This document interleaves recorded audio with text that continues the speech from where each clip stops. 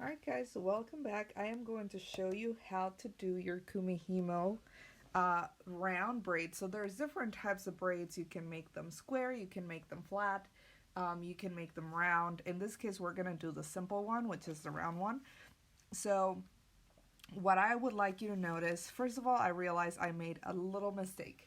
And that is that these numbers, instead of going in the slits that I made, should have gone between them. So maybe I should use my other plate instead, but I'm just gonna roll with this one for the sake of time. And then what you do is that you make um,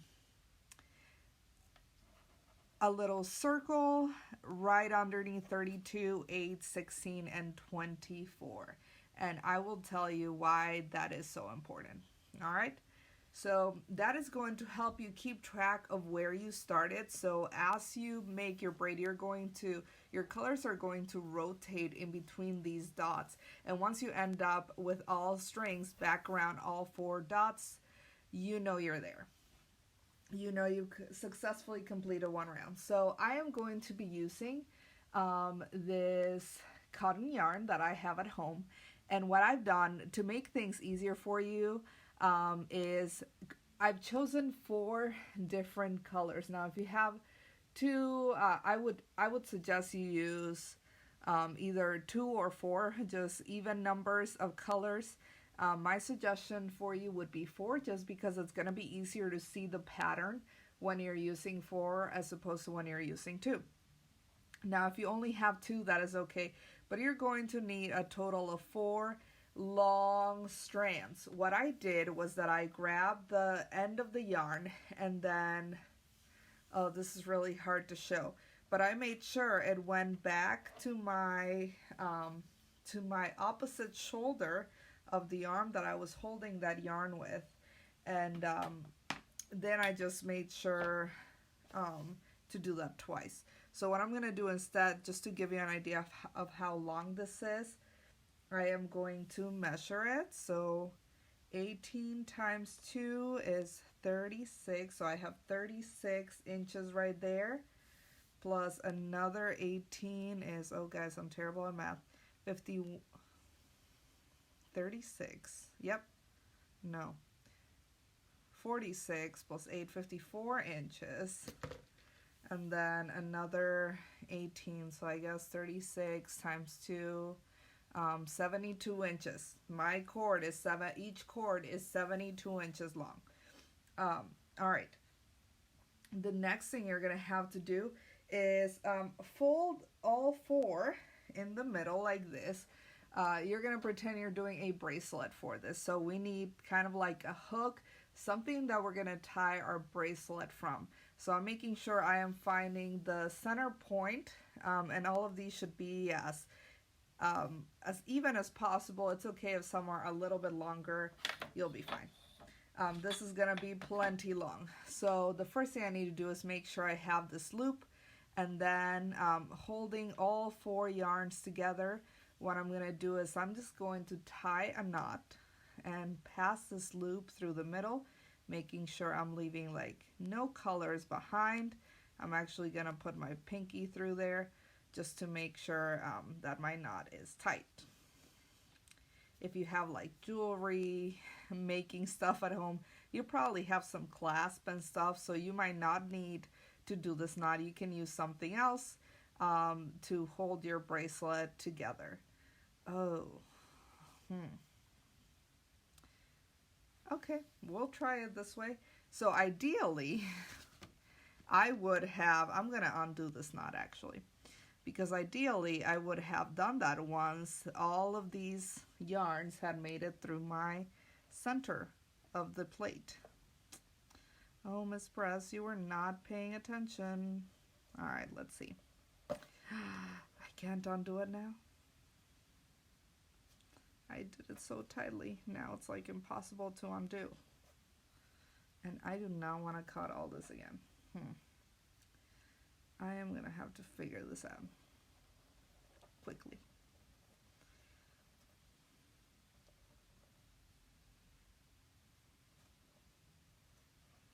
if you have nails, this will probably be, there it is. It's giving up.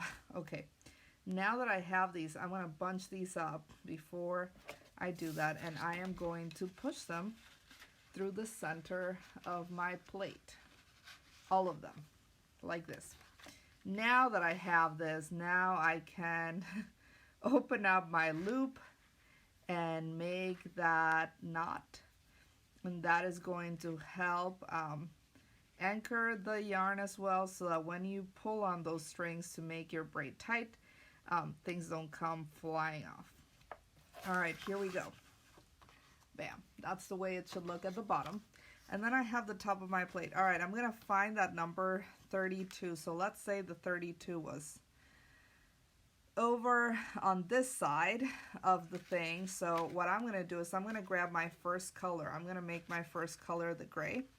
I am going to put one of these on the circle and the next on the one. So one on the 32, another on the one, the same color yarn.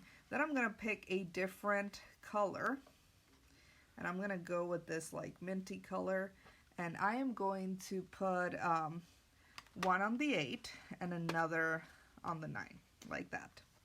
You can see that they fit into those grooves. Then I'm gonna use the blue, and I'm gonna go one on the 16 and another on the 17. So if you see what I'm doing, I am putting the first one on the point that it's marked, and then the next one on the one after, on the number after. And then I am going to do 24 and 25 with my last color. So the way this is gonna look is gonna be kind of funky at first, but you will be okay. So the way this is gonna go, and I hope I have this right, I haven't done this in a while, but I am going to start with the top right, pick a top color. I will start with the 32 and the 1 because that's where the circle ends and begins. And I am going to grab the right strand. Okay, I have the 1 on the 32. I'm going to grab that right strand on the 1 and move it to the 15. You can see that it's already crossing over some colors. And then I am going to grab the 17 and move it to 31. All right, and then I am going to go turn it to my left. Okay, next I am going to grab this strand, the 9, and cross it over to the 23. Whoops. And then I'm going to grab the 25 and cross it over to the number 7. And then I am going to rotate again counterclockwise, so to my left. And I'm going to repeat that. So 16 to 30, 32 to 14. Whoops, making sure I'm not getting that tangle. I rotate counterclockwise again. 24 to 6 and 8 to 22. And I'm going to rotate counterclockwise again. And then I'm going to keep going. 21 to 13, 15 to 24. And like I said before, you can see that these guys have already started moving. None of them are sitting on that initial dot anymore. Then I rotate again. 7 to 12. Or whatever number that was, 21, and 23 to 5. And then I rotate counterclockwise again. What I would do is try to make sure you are detangling the bottom as you go along, because you do not want that to get all tangled up. Once you get into the rhythm of this, it is going to go by actually pretty fast, and it is going to be very, very therapeutic. Like you can be walking around and talking to somebody and still have your plate in front of you and be weaving your braid. So I am just going to keep going until I reach the set of dots again. And the colors might not end up in the same dot, and that is okay. The whole point is that you go back to a certain dot. not that it's necessarily the exact same one. And I'm trying to make sure my plate is not going off screen right here.